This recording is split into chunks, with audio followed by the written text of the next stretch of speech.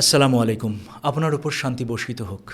আপনাদের সবাইকে জানাচ্ছি আগত ঈদুল আজহার শুভেচ্ছা এবং আমাদের আজকের আয়োজনটি হচ্ছে এই ঈদুল আজহাকে ঘিরেই। তো এই ঈদে যেটা হয়, আপনারা অনেকেই কিছু সমস্যা নিয়ে আমাদের কাছে আসেন। এর মধ্যে কেউ কেউ আসেন একেবারেই নতুন সমস্যা নিয়ে, আর কেউ কেউ আসেন পুরনো সমস্যার একটু তীব্র আকার ধারণ করে সে কারণে। তো কী কী সমস্যা নিয়ে আসেন? কনস্টিপেশন বা কোষ্ঠকাঠিন্য নিয়ে আসেন অনেকেই। অধিকাংশের ক্ষেত্রেই আগে কোষ্ঠকাঠিন্য ছিল, এই ঈদে যেটা হয়, হ্যাঁ, পানাহারের কিছু ভুল ত্রুটির কারণে কোষ্ঠকাঠিন্য বেড়ে যায়। অনেকেই আসেন পেটের গ্যাস নিয়ে, এবং গ্যাসই না, সাথে ব্যথা নিয়ে আসেন, এবং পেটের গ্যাসের ব্যথা কিন্তু তীব্র আকার ধারণ করতে পারে।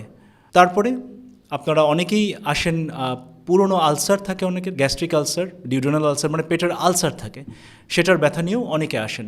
এবং এই আলসারটা কিন্তু কখনো কখনো খুব সিরিয়াস আকার ধারণ করে, এবং খুব ইমার্জেন্সি হতে পারে। এই আলসার নিয়ে ব্যথা তো থাকেই, তীব্র ব্যথা, কারো কারো ক্ষেত্রে পারফোরেশন নিয়ে, মানে আলসারের কারণে পেট ফুটো হয়ে গেছে, এরকমও আমরা পেশেন্ট পাই।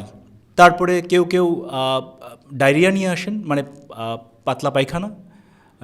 সেটা কিন্তু ব্যাকটেরিয়াল ইনফেকশন জনিত হয়, কখনো কখনো বদহজমের কারণেও হয়। বমি নিয়ে আসেন, এবং দেখা যায় কেউ কেউ আসছেন আবার আইবিএসের সমস্যা থাকে, আগে থেকে আইবিএসের সমস্যা থাকে, এবং সেটার কারণেও দেখা যাচ্ছে কি হয়, লুজ মোশন হয়, সেটা নিয়ে আসছেন। আবার কারো কারো কী থাকে, ইউরিক অ্যাসিড, হ্যাঁ, গাউটের সমস্যা থাকে, ইউরিক অ্যাসিড বেড়ে যায়, এবং যে কারণে গাউট অ্যাটাকও হয় এই কোরবানি ঈদের সময়, মানে এই ঈদুল আজহার সময়। এই সমস্যাগুলোর সমাধান কিন্তু খুব সহজ। আমরা যদি আহারের কিছু শুদ্ধাচার মেনে চলি, তাহলেই এ থেকে পরিত্রাণ পাওয়া সম্ভব, এবং একটা ওয়ান্ডারফুল, একটা খুব সুন্দর ঈদ আমরা কাটাতে পারবো। প্রথমেই যেটা হচ্ছে যে গরুর মাংস খুব মজা, নিঃসন্দেহে, এবং খেতে ইচ্ছাও করে। যেটা হচ্ছে বিঞ্জ ইটিং করবেন না। এটা কি আমরা করি, কি খেতেই থাকি, এবং হয় কি, খাবার সময় তো খাই, অন্যান্য সময় মায়ের রান্নার হাঁড়িটার কাছে গিয়ে এক টুকরো এক টুকরো এরকম করে সারাদিন খাচ্ছি। এটা কিন্তু সমস্যা সৃষ্টি করে। এই অতিরিক্ত খাবার কারণে সমস্যা হয়। বিশেষ করে যারা 30-এর ঊর্ধ্বে বয়স, তারা একটু কেয়ারফুল হয়ে যাবেন। তারপর কি, খাবারের প্লেটটাকে একটা মাঝারি সাইডের প্লেটের কথা চিন্তা করুন। এটাকে 4 ভাগে ভাগ করুন। 4 ভাগের 1 ভাগে কি থাকবে, রুটি বা পোলাও বা ভাত থাকলো 1 ভাগে। 1 ভাগ রাখবেন কি, সালাদ, শসা, টমেটো, হ্যাঁ, দিয়ে সালাদ, ক্যাপসিকাম দিয়ে খুব সুন্দর করে সালাদ।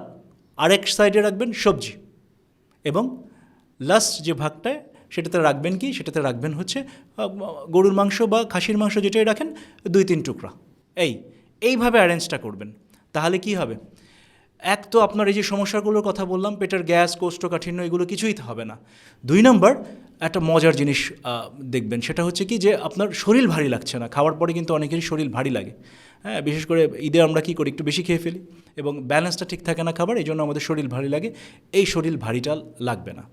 আর কি করব আমরা, সেটা হচ্ছে মাংসটা যেন লিন মিট হয়, চর্বিমুক্ত মাংস, সলিড মাংস যেটাকে বলে। কারণ এই যে পেটের গ্যাস এবং কোষ্ঠকাঠিন্য, এর পিছনে কিন্তু দায়ী হচ্ছে চর্বিযুক্ত মাংসগুলো। চেষ্টা করবেন লিন মিট খাওয়ার, চর্বিটা অ্যাভয়েড করব আমরা। এই গেল মাংস খাওয়া। তারপর 2 নম্বর হচ্ছে, আমরা কি করব না, আমরা চেষ্টা করব এটা সবসময়, যে আমরা যেন গরুর মাংস, মুরগির মাংস, মাছ, 3টা একটা মিলে, মানে একবারের খাবারে না খাই। এটা কিন্তু আমাদের অভ্যাস আছে। বিশেষ করে আমাদের বাঙালিদের মধ্যে আমরা কী করি, গরুর মাংস খাচ্ছি, আবার মুরগির মাংস খাচ্ছি, রোস্ট খাচ্ছি, আবার এদিক দিয়ে মাছও খাচ্ছি। যতটুকু সম্ভব এটা অ্যাভয়েড করার চেষ্টা করব। কারণ দেখুন, যেটা হচ্ছে যে একটা মাছ হজম করতে সময় লাগে হাফ অ্যান আওয়ার, 30 মিনিট। মুরগির মাংস 1.5 থেকে 2 ঘন্টা লাগে হজম করতে, আর গরুর মাংস হজম করতে 4 থেকে 5 ঘন্টা সময় লাগে। এবং গরুর মাংসে আমিষ বেশি থাকাতে, প্রোটিন বেশি থাকাতে যেটা হয়, সেটা কিন্তু হচ্ছে যে আপনার পেটকে কিন্তু অতিরিক্ত অ্যাসিড উৎপাদন করতে হচ্ছে, এবং তার ফলে কি হচ্ছে, যে পেটের উপর কিন্তু এক্সট্রা চাপ পড়ছে। যখন সব কিছু মিলিয়ে আপনি খাচ্ছেন, এক্সট্রা চাপ পড়ছে।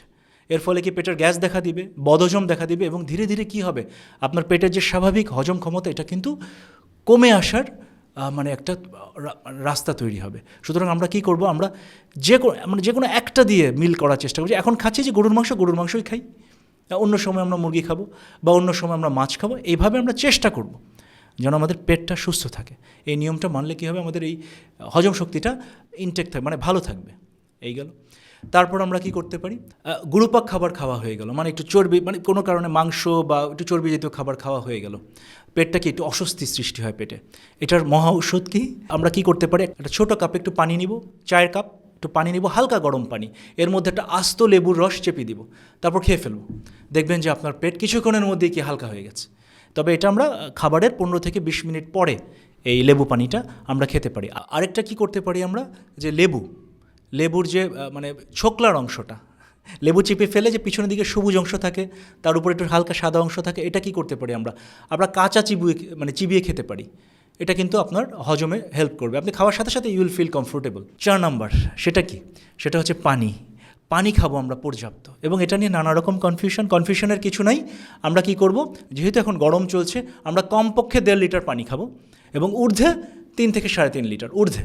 যদি আপনার অন্য কোনো শারীরিক সমস্যা না থাকে, যেমন কিডনির সমস্যা না থাকে, অন্য কোনো যদি ডাক্তারের নিষেধাজ্ঞা না থাকে পানি খাওয়ার ব্যাপারে, আমরা এই পরিমাণ পানি খাবো। কারণটা কি, এই যে আপনি মাংস খাচ্ছেন, এটা আমিষ হজম করতে পানির প্রয়োজন। আচ্ছা, এরপর হচ্ছে আপনার ডায়রিয়া বা পাতলা পায়খানা দেখা দিলে, সে পাতলা পায়খানা কিন্তু দুটো কারণে হতে পারে, ব্যাকটেরিয়াল ইনফেকশনের কারণে হতে পারে এবং ইনডাইজেশনের কারণে, মানে বদহজমের কারণেও কারো নরম পায়খানা হয়। যদি ইনফেকশনের কারণে হয়, এটা বোঝাটা একটু কঠিন, তবে সাধারণত ইনফেকশনের কারণে হলে ওষুধ খেতে হবে, অ্যান্টিবায়োটিকের মধ্যে দিয়ে যেতে হবে, কারণ এটা তাছাড়া সারাটা কঠিন। আর যদি বদহজমের কারণে হয়, সেটা কিন্তু একটু অপেক্ষা করলে কয়েকবার একটু পায়খানা হয়ে যাওয়ার পর পেট এমনিতেই পরিষ্কার হয়ে যাবে, সেটার জন্য আসলে ওষুধের প্রয়োজন পড়ে না। তবে আমরা বলবো যে পাতলা পায়খানা শুরু হয়ে গেলে বা বমি হলে, এবং যেটা হচ্ছে যে আরেকটা সমস্যা হচ্ছে ফুড অ্যালার্জি, মানে আপনি অনেকের কিন্তু হয় গরুর মাংসের অ্যালার্জি, এটা ফার্স্ট টাইম হতে পারে, আবার কারো আগে হয়েছে, এখন আবার খেলে হচ্ছে এরকম অ্যালার্জি। এই সব ক্ষেত্রে আমরা বলবো যে আপনি ডাক্তারের সাথে সরাসরি দেখিয়ে নিন ডাক্তার, এবং পরামর্শ অনুযায়ী ওষুধ খেয়ে ফেলবেন, কারণ ফুড অ্যালার্জি কিন্তু খুব সিরিয়াস হয়ে যেতে পারে।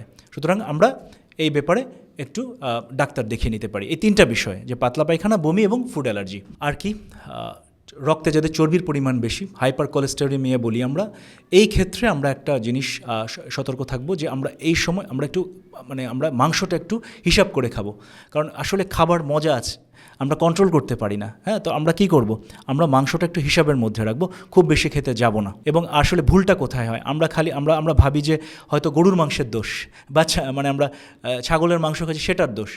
আসলে কিন্তু এটা না। আমাদের বাঙালিরা আমরা যেটা করি, যে এই মাংসের পাশাপাশি আমরা কিন্তু প্রচুর পরিমাণে কি খাই, ভাত খাই। এই ভাত কিন্তু যদি আপনি কাজে না লাগান, দ্যাট ইজ আপনি যদি সেই পরিমাণ ফিজিক্যাল ওয়ার্কআউট না করেন, বা আপনি যদি কাজ না করেন, তাহলে কিন্তু এই ভাতটা কী হবে, ক্যালোরিতে কনভার্ট হবে, এবং ক্যালোরি কী হিসাবে শরীরে জমা হয়, চর্বি হিসাবে। তো খালি গরুর মাংসের দোষ, খালি খাসির মাংসের দোষ দিলে হবে না। আমরা এই ভাতটা যে খাই, অতিরিক্ত ভাতও কিন্তু আমাদের দেহে চর্বি আকারে জমা থাকতে পারে, এবং সেখান থেকেও নানাবিধ রোগব্যাধি হয়। আজ এই পর্যন্তই। নিয়মিত মেডিটেশন করুন, টোটালি ফিট থাকুন। ত্যাগের মহিমা, সৃষ্টির কল্যাণ হোক। আগত ঈদের বার্তা। খোদা হাফেজ।